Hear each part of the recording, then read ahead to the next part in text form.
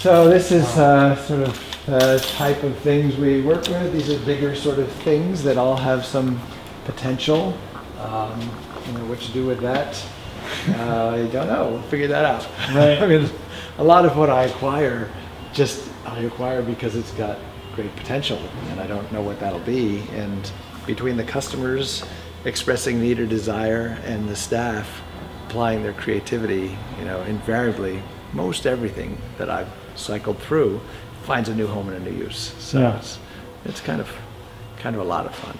And how do people go about, because honestly looking around, I'm like, maybe I should take a trip up here and bring you some stuff, because I told you I come from a family of collectors. Yeah. And I have this early 1930s like bandsaw that's just been sitting there. So how do people, Beautiful thing. give you stuff? Unfortunately or fortunately, the source of supply isn't really the problem. Right. It's the size of the market. So I'm counting on you to go out there, make this documentary, go out there, drive it, so that people are. So there's this pull from the consumer saying, "Oh, give me meaning, give me value, give me story, give me something that I feel good about." Right. And I think that as that happens, less will be thrown out because people recognize that this has got to have some value. I saw this place that turns things into value. So I don't want to throw it away.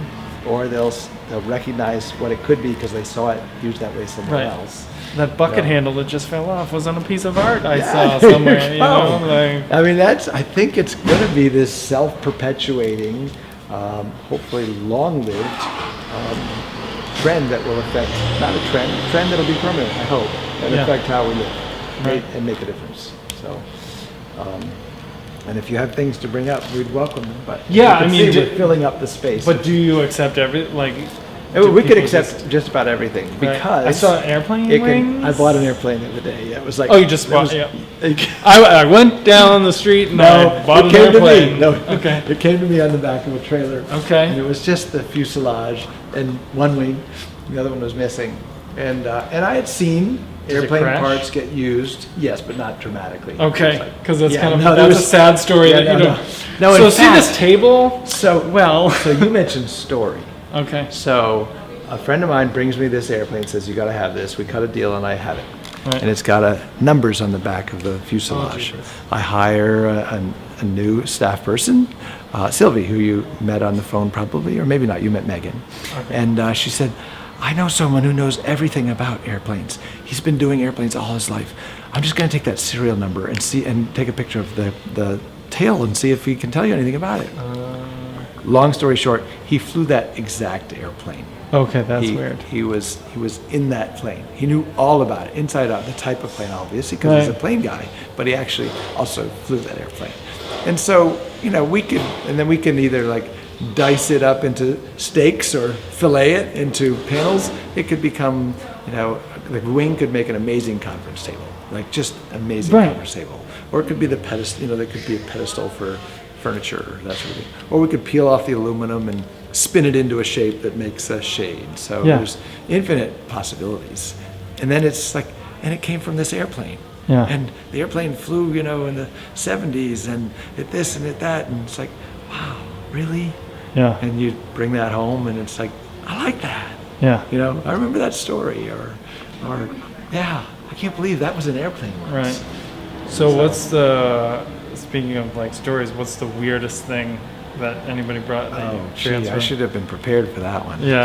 Let's see. The weirdest thing. The rhino sticking out of the wall is pretty weird. That's fun. Fortunately, it's not a real rhino because that would not be a good thing. It's fiberglass.